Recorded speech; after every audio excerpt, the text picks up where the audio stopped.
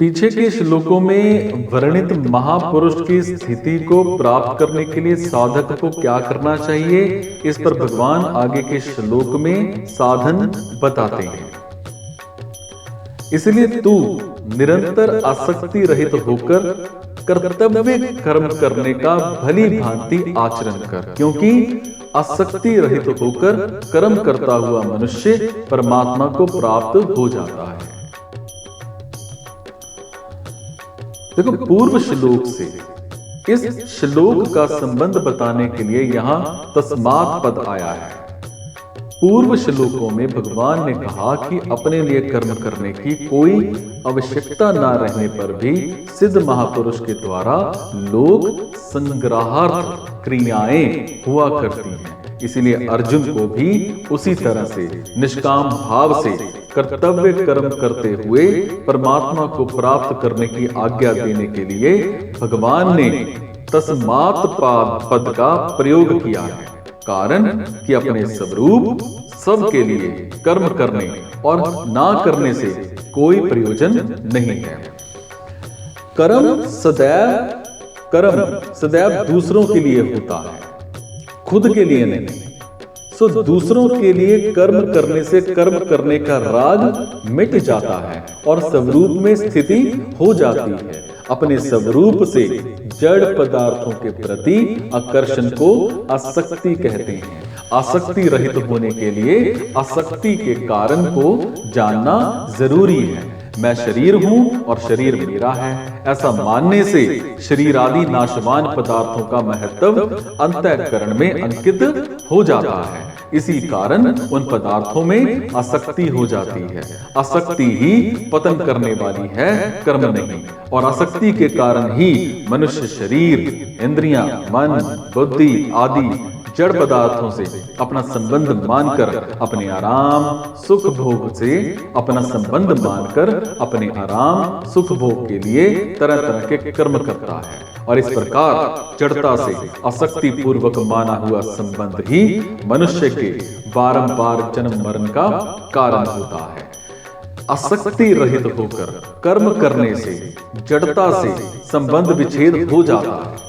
आसक्ति वाला मनुष्य दूसरों का हित नहीं कर सकता, जबकि आसक्ति रहित मनुष्य से स्वतः स्वाभाविक प्राणी मात्र का हित होता है। उसके सभी कर्म केवल दूसरों के हितार्थ होते हैं।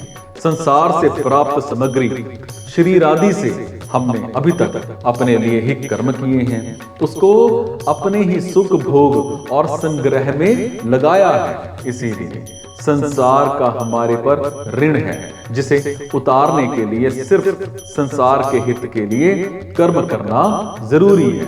अपने लिए फल की कामना रखकर कर्म करने से पुराना ऋण तो समाप्त होता नहीं, नया ऋण और पैदा हो जाता है।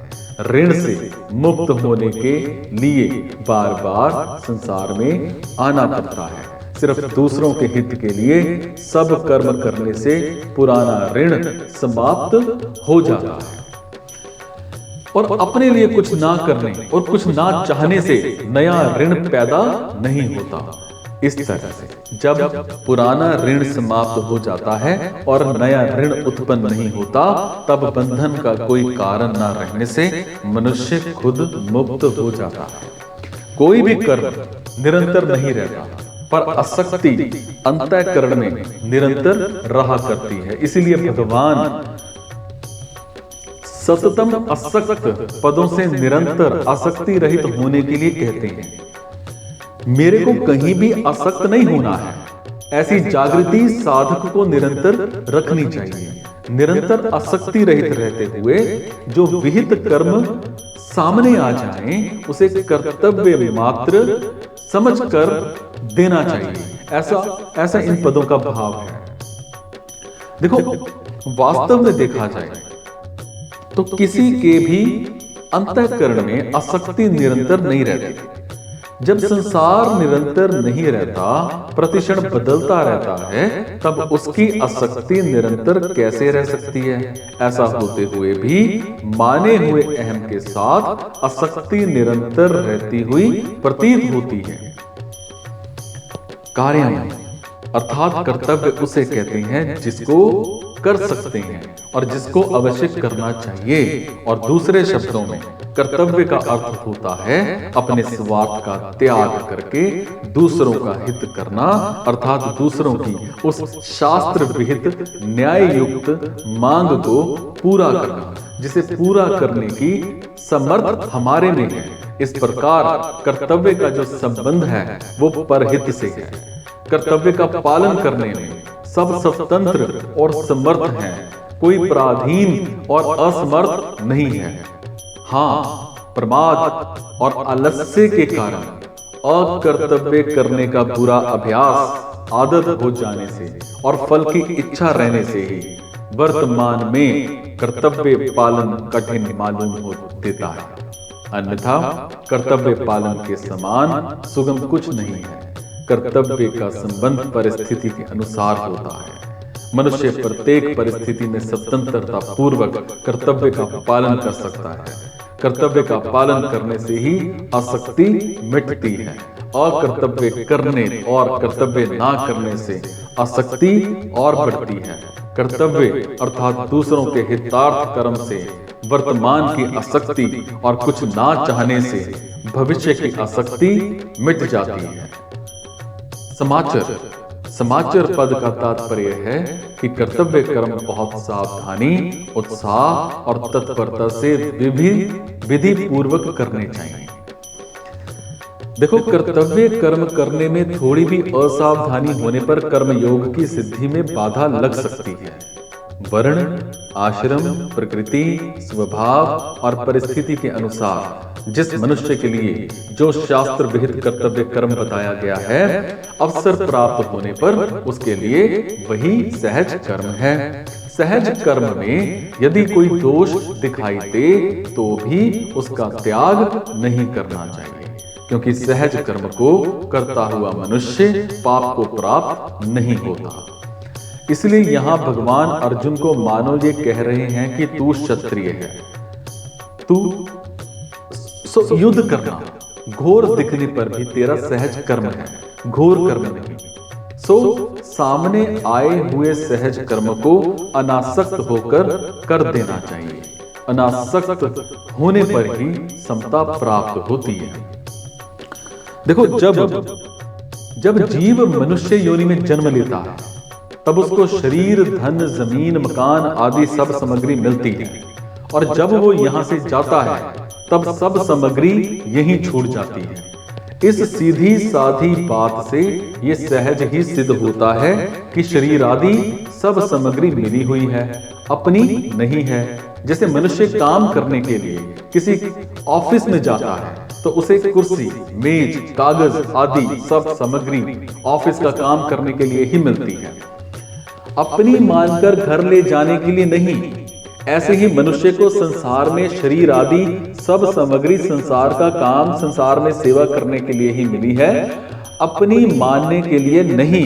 मनुष्य तत्परता और उत्साह पूर्वक ऑफिस का काम करता है तो उस काम के बदले में उसे सैलरी मिलती है, और काम ऑफिस के लिए होता है और सैलरी अपने लिए। इसी तरह से संसार के लिए ही सब काम करने से संसार से संबंध विच्छेद हो जाता है और योग मतलब परमात्मा के साथ अपने नित्य संबंध का अनुभव हो जाता है।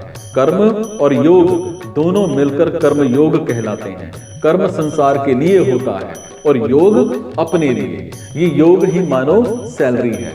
संसार साधन का क्षेत्र है, यहाँ हर एक सामग्री साधन के लिए मिलती है, भोग और संग्रह के लिए कभी नहीं मिलती है। संसारिक सामग्री अपनी और अपने लिए है ही नहीं। अपनी वस्तु परमात्म तत्व मिलने पर फिर दूसरी किसी वस्तु को पाने की इच्छा नहीं रहती, परंतु संसारिक वस्तुएं चाहे जितनी प्राप्त हो जाएं, पर उनको पाने की इच्छा कभी मिटती नहीं, प्रत्युत और बढ़ती है। जब मनुष्य मिली हुई वस्तु को अपनी और अपने लिए मान लेता है, तब वो अपनी इस भूल के कारण बंध जाता है। इस भूल को मिटाने के लिए कर्म योग का अनुष्ठान ही सुगम और श्रेष्ठ उपाय है। कर्मयोगी किसी भी वस्तु को अपनी और अपने लिए ना मानते हुए उसे दूसरों की सेवा में उन्हीं की मानकर लगाता है, सो वो सुगमता पूर्वक संसार बंधन से मुक्त हो जाता है।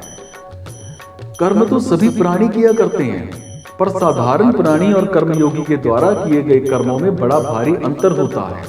साधारण कर्मी मनुष्य आसक्ति, ममता, कामना आदि को साथ रखते हुए कर्म करता है और कर्मयोगी आसक्ति, ममता, कामना आदि को छोड़कर कर्म करता है।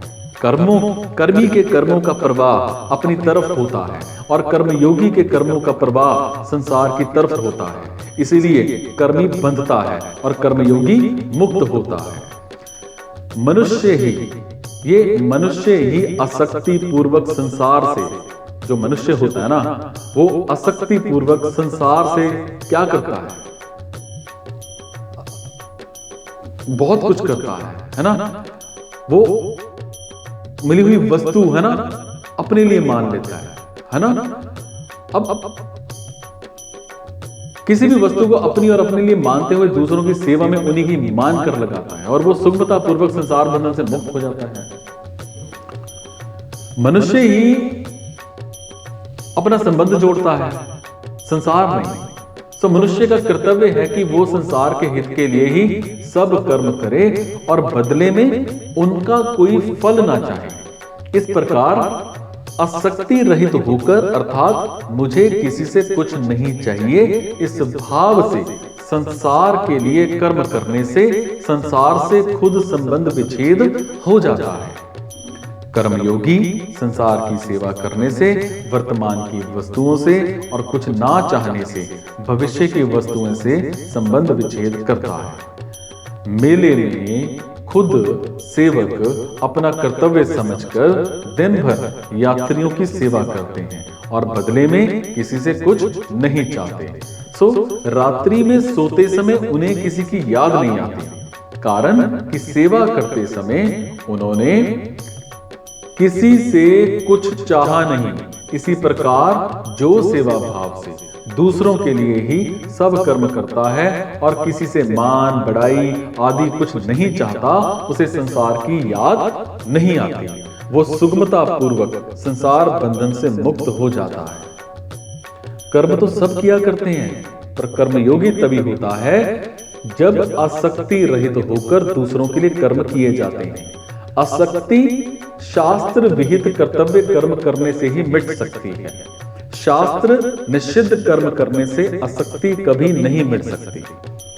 जैसे 13वें अध्याय के 34वें श्लोक में भगवान ने परम पद से सांख्य योगी के परमात्मा को प्राप्त होने की बात कही, ऐसे ही यहां परम पद से कर्म योगी के परमात्मा को प्राप्त होने की बात कहते हैं। मतलब यह है कि साधक रुचि, विश्वास और योग्यता के अनुसार किसी भी मार्ग, कर्म योग, ज्ञान योग या भक्ति योग पर क्यों ना चले, उसके द्वारा प्राप्तव्य वस्तु एक परमात्मा ही है। प्राप्तव्य तत्व वही हो सकता है जिसकी प्राप्ति में विकल्प, संदेह और निराशा ना हो और जो सदा हो, सब देश में हो, सब काल में हो, सभी के लिए हो, सबका अपना हो और जिस तत्व से कोई कभी किसी अवस्था में बिल्कुल भी अलग ना हो सके, अर्थात जो सबको सदा अभिन्न रूप से खुद प्राप्त हो।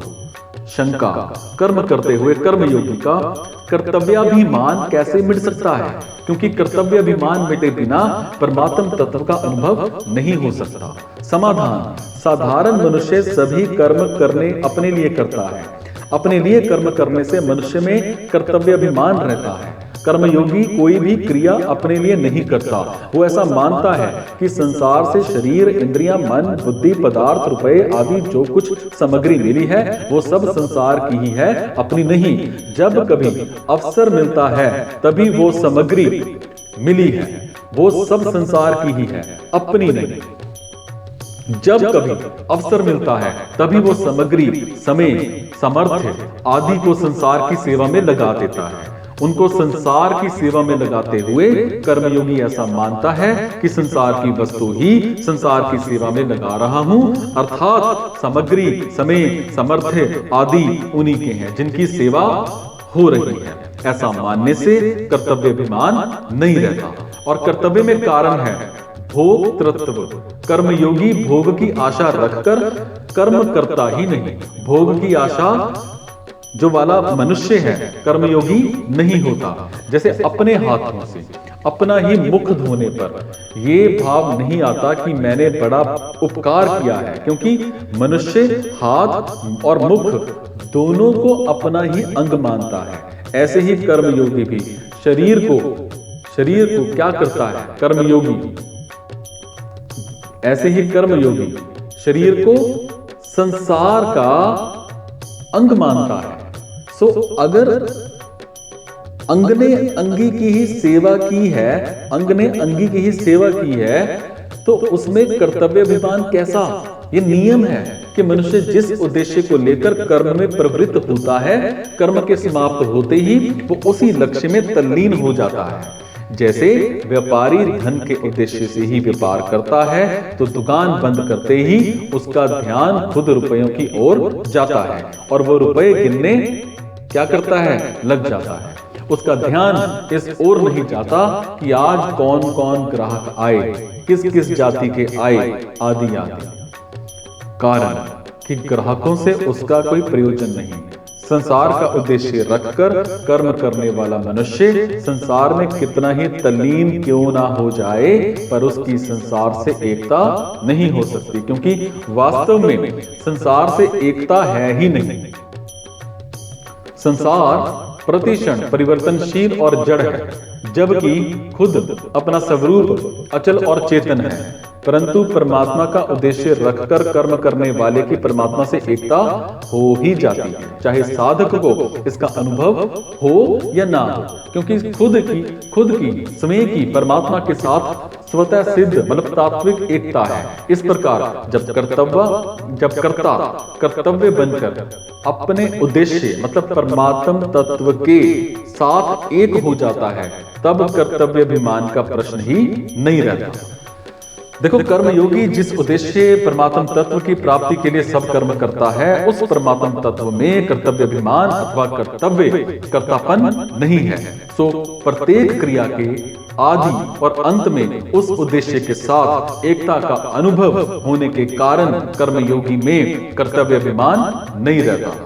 प्राणी मात्र के द्वारा किए हुए प्रत्येक कर्म का आरंभ और अंत होता है। कोई भी कर्म निरंतर नहीं रहता। सो किसी का भी कर्तव्य निरंतर नहीं रहता। सिर्फ कर्म का अंत होने के साथ ही कर्तव्य का भी अंत हो जाता है। परंतु मनुष्य से भूल ये होती है कि जब वो कोई क्रिया करता है, तब वो अपने को उस क्रिया का कर्ता मानता ही है, पर जब उस क्रिया को नहीं करता तब भी अपने को वैसा ही करता मानता रहता है। और इस प्रकार अपने को निरंतर कर्ता मानते रहने से उसका कर्तव्याभिमान मिटता नहीं, सिर्फ दृढ़ होता है। जैसे कोई पुरुष व्याख्यान देते समय तो वक्ता व्याख्यान दाता होता है, पर जब दूसरे समय में भी वो अपने को वक्ता मानता रहता है, तब उसका कर्तव्याभिमान नहीं मिटता। अपने को निरंतर व्याख्याता मानने से ही उसके मन में ये भाव आता है कि श्रोता मेरी सेवा करे, मेरा आदर करे, मेरी जरूरतों की पूर्ति करे, और मैं इन साधारण आदमियों के पास कैसे बैठ सकता हूँ, मैं ये साधारण काम कैसे कर सकता हूँ। इस प्रकार उसका व्याख्यान रूप कर्म के साथ निरंतर संबंध बना रहता है। इसका कारण है व्याख्यान रूप कर्म से धन, मन, बड़ाई, आराम आदि कुछ ना कुछ पाने का भाव होना, और अगर अपने लिए कुछ भी पाने का भाव ना रहे तो कर्तापन सिर्फ कर्म करने तक ही सीमित रहता है, और कर्म समाप्त होते ही कर्तापन अपने उद्देश्य में लीन हो जाता है। जैसे मनुष्य भोजन करते समय ही अपने को उसका भोक्ता अर्थात भोजन करने वाला मानता है, भोजन करने के बाद नहीं। ऐसे ही कर्मयोगी किसी क्रिया को करते समय ही अपने को उस क्रिया का कर्ता मानता है, अन्य समय नहीं।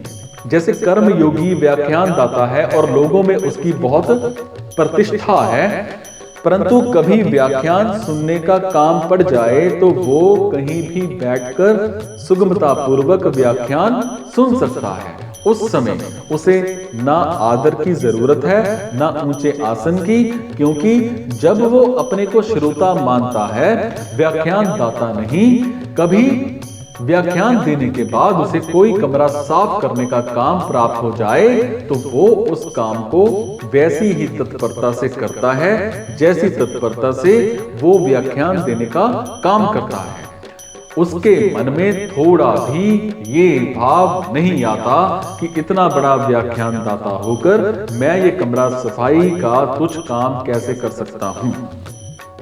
लोग क्या कहेंगे, मेरी इज्जत मिट्टी में मिल जाएगी। वो अपने को व्याख्यान देते समय व्याख्यान दाता मतलब कथा श्रवण के समय श्रोता और कमरा साफ करते समय कमरा साफ करने वाला मानता है। सो उसका कर्तव्य अभिमान निरंतर नहीं रहता। जो वस्तु निरंतर नहीं रहती अपितु बदलती रहती है, वो वास्तव में नहीं होती और उसका संबंध भी निरंतर नहीं रहता। ये सिद्धांत है। इस सिद्धांत पर दृष्टि जाते ही साधक को वास्तविकता कर्तव्याभिमान से रहित स्वरूप का अनुभव हो जाता है। कर्मयोगी सब क्रियाएं उसी भाव से करता है जिस भाव से नाटक में एक समागधारी पात्र करता है। जैसे नाटक में हरीशचंद्र का समाग नाटक मतलब खेल के लिए ही होता है और नाटक समाप्त होते ही हरीशचंद्र स्वरूप समाग के साथ ही त्याग हो जाता है। ऐसे ही कर्मयोगी का कर्तापन भी समाग के समान केवल क्रिया करने तक ही सीमित रहता है। जैसे नाटक में हरीशचंद्र बना हुआ व्यक्ति हरीशचंद्र की सभी क्रियाएं करते हुए भी वास्तव में अपने को उन क्रियाओं का कर्ता वास्तविक हरीशचंद्र नहीं मानता, ऐसे ही कर्मयोगी शास्त्र विहित संपूर्ण कर्मों को करते हुए भी वास्तव में अपने को उन क्रियाओं का कर्ता नहीं मानता। कर्मयोगी शरीर आदि सब पदार्थों को समाग की तरह अपना और अपने लिए ना मानकर उन्हें संसार का मानते हुए संसार की ही सेवा में लगाता है। सो किसी भी अवस्था में कर्मयोगी में किंचिन मात्र भी कर्तव्याभिमान नहीं रह सकता। कर्मयोगी जैसे कर्तव्य को अपने में निरंतर नहीं मानता, ऐसे ही माता पिता स्त्री पुरुष पुत्र भाई भुजाई आदि के साथ अपना संबंध भी निरंतर नहीं मानता। सिर्फ सेवा करते समय ही उनके साथ अपना संबंध सेवा करने के लिए ही मानता है। जैसे यदि कोई पति है तो पत्नी के लिए पति है, अर्थात पत्नी ककर्षा हो, अर्थात पत्नी ककर्षा हो, कुरूपा हो, कला करने वाली हो, पर उसे पत्नी रूप में स्वीकार कर लिया तो अपनी योग्यता सामर्थ्य के अनुसार उसका भरण पोषण करना पति का कर्तव्य है। पति के नाते उसके सुधार की बात कह देनी है, चाहे वो माने या ना माने। हर समय अपने को पति नहीं मानना है, क्योंकि इस जन्म से पहले वो पत्नी थी इसका क्या पता, और मरने के बाद भी वो पत्नी रहेगी इसका भी क्या निश्चय, और वर्तमान में भी वो किसी की माँ है, किसी की पुत्री है, किसी की बहन है, किसी की भाभी है, किसी की ननद है, वो सदा पत्नी हो ही नहीं सकती, है ना।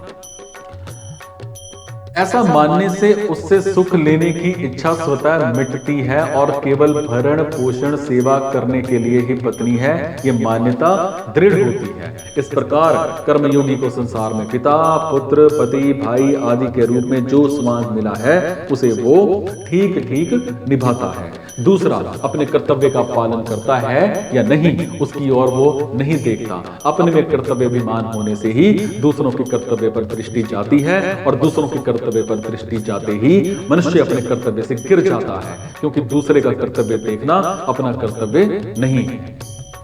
जिस प्रकार कर्मयोगी संसार के प्राणियों के साथ अपना संबंध निरंतर नहीं मानता, उसी प्रकार वर्ण आश्रम जाति संप्रदाय घटना परिस्थिति आदि के साथ भी अपना संबंध निरंतर नहीं मानता। जो वस्तु निरंतर नहीं है उसका अभाव स्वतः है, अतः कर्मयोगी का कर्तव्य अभिमान स्वतः मिट जाता है। जिसमें कर्तव्य नहीं है उस परमात्मा के साथ प्राणी मात्र की स्वतः सिद्ध एकता है। साधक से भूल ये होती है कि वो इस वास्तविकता की तरफ ध्यान नहीं देता। जिस प्रकार झूला कितनी ही तेजी से आगे पीछे क्यों ना जाए, हर बार वो समता मतलब सम स्थिति में आता ही है। अर्थात जहां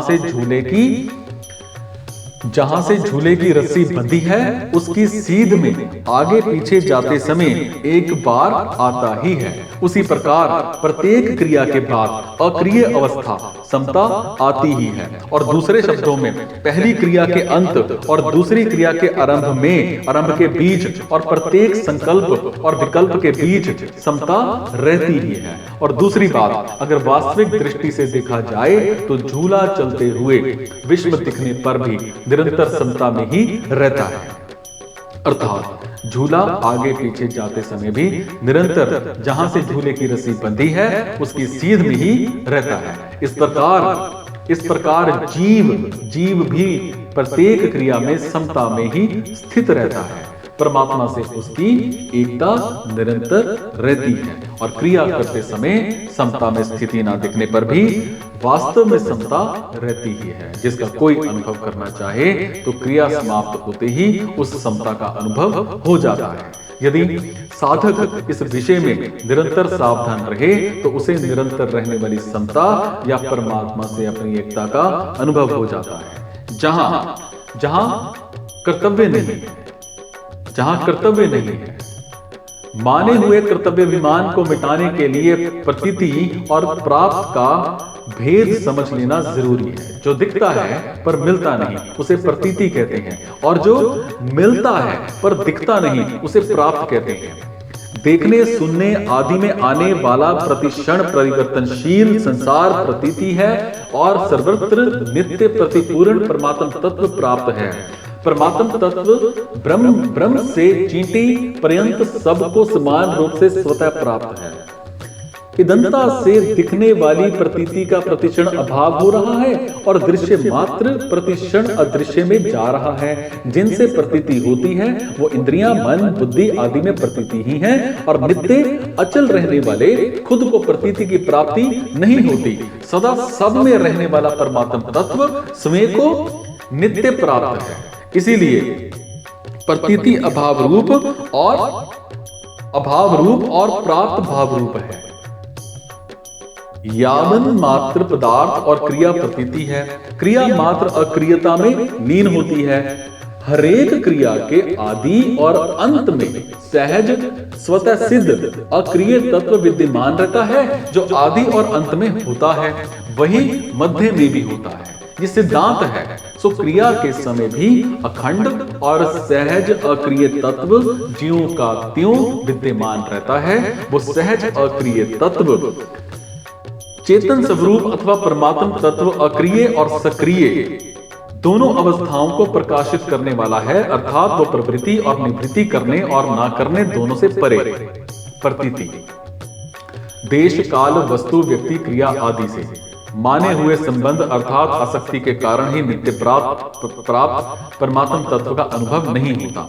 आसक्ति का नाश होते ही नित्य प्राप्त परमात्म तत्व का अनुभव हो जाता है। सो आसक्ति रहित होकर प्रतीति अपने कहलाने वाले शरीर आदि पदार्थों को प्रतीति मतलब संसार मात्र की सेवा में लगा देने से प्रतीति मतलब शरीर आदि पदार्थों का प्रभाव प्रतीति संसार की तरफ ही हो जाता है और स्वतः प्राप्त परमात्म तत्व शेष रह जाता है।